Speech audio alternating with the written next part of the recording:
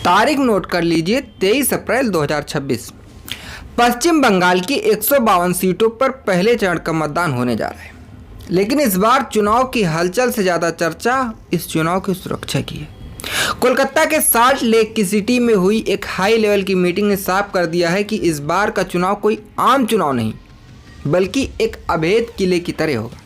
देश के सभी अर्धसैनिक बलों सीआरपीएफ, बीएसएफ, सीआईएसएफ, एसएसबी और आईटीबीपी के डीजी एक मेज पर आए और मिशन सिर्फ एक है, स्वतंत्र, निष्पक्ष और पूरी तरह भयमुक्त मतदान। इस बार बंगाल की गलियों में सिर्फ एक जवान नहीं, बल्कि लोहे का एक ऐसा काल नजर आएगा जिसे मार्क्समैन कहते हैं। करीब 200 बुलेट प्रूफ बख्तरबंद गाड़ियां तैनात की जा रही हैं।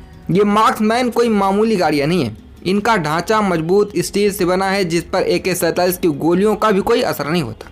इनके टायरों में असर गोली लग भी जाए तो भी ये जवानों को सुरक्षित लेकर मीलों तक भाग सकती है। ऊबड़ खाबड़ रास्तों से लेकर सकरी गलियों तक ये मार्क्समैन हर खतरे का जवाब देने के लिए तैयार खड़ी रहती है। सुरक्षा का अंदाजा आप इस बात से लगाइए कि इस बार बंगाल में लगभग 2.5 लाख अर्धसैनिक बल तैनात किए जा रहे हैं।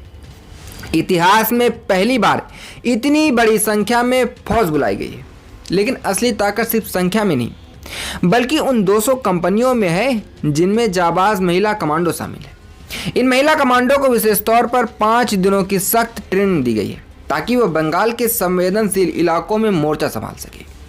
CISF के महानिदेशक परवीर रंजन ने एक बड़ा मंत्र दिया है, वन नेशन फोर्स, यानी सभी एजेंसियां अलग अलग होकर नहीं बल्कि एक टीम की तरह काम करेंगी। अधिकारियों को साफ निर्देश दिया गया है कि लीडरशिप बाय एग्जाम्पल की नीति अपनाएं और खुद मोर्चे पर रहकर जवानों का हौसला बढ़ाएं। ये इतिहास में पहली बार ऐसा चुनाव हो रहा है।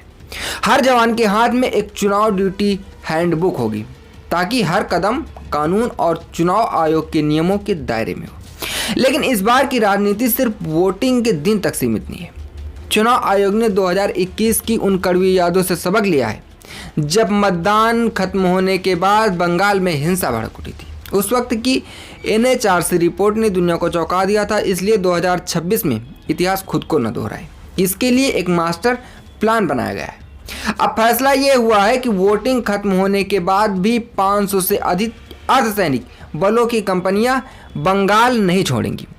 वे चुनाव के बाद होने वाली संभावित हिंसा को रोकने के लिए तैनात रहेंगी। यानी इस बार पोस्ट पोल वायरलेस पर सीधा प्रहार करने की तैयारी है। बंगाल का यह इंटीग्रेटेड सिक्योरिटी ग्रिड क्या है? वाकई इस बार हिंसा को क्या रोक पाएगा? क्या 2.5 लाख जवान और ये लोहे के मार्क्समैन गाड़ियां लोकतंत्र की रक्षा कर पाएंगी? अपनी राय कमेंट में जरूर दें और ऐसी पावरफुल रिपोर्ट के लिए हमारे चैनल को जरूर सब्सक्राइब करें।